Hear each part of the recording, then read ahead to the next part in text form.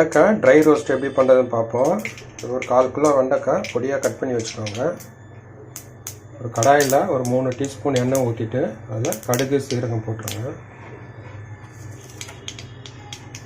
அதில் இந்த வெண்டைக்காய் சேர்த்துருங்க.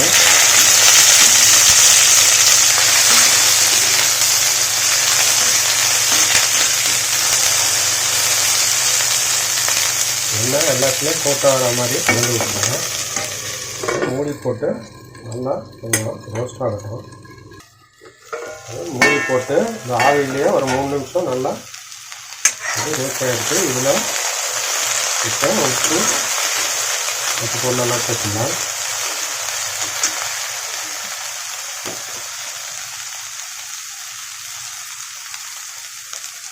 தேவையான உப்பு சேர்த்துக்கோங்க.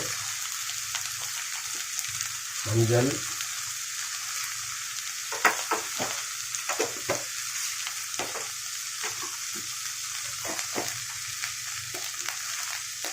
வீட்டு மிளகாத்தூள் இதே சேர்த்துருங்க. ஒரு 1 டீஸ்பூன் சேர்த்துருங்க. இதுலேயே மல்லித்தூளும் இருக்குது.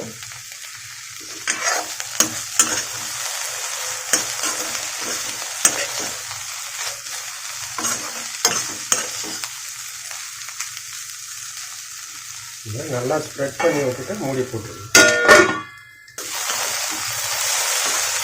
இடையில கொஞ்சம் இந்த மாதிரி கலந்து விட்டுக்கோங்க, அடி பிடிக்காமல் இருக்கும்.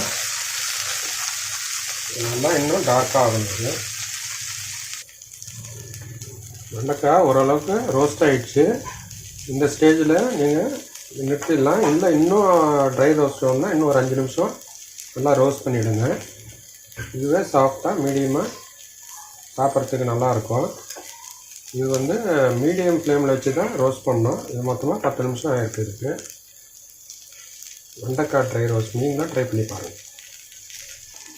இந்த வெண்டைக்காயில் கொஞ்சமாக பருப்பு பொடி தூவிட்டிங்கன்னா அது இன்னும் டேஸ்ட்டாக இருக்கும். இது ஆப்ஷனல் தான், உங்களுக்கு விருப்பம் இருந்தால் நீங்கள் சேர்த்துக்கோங்க.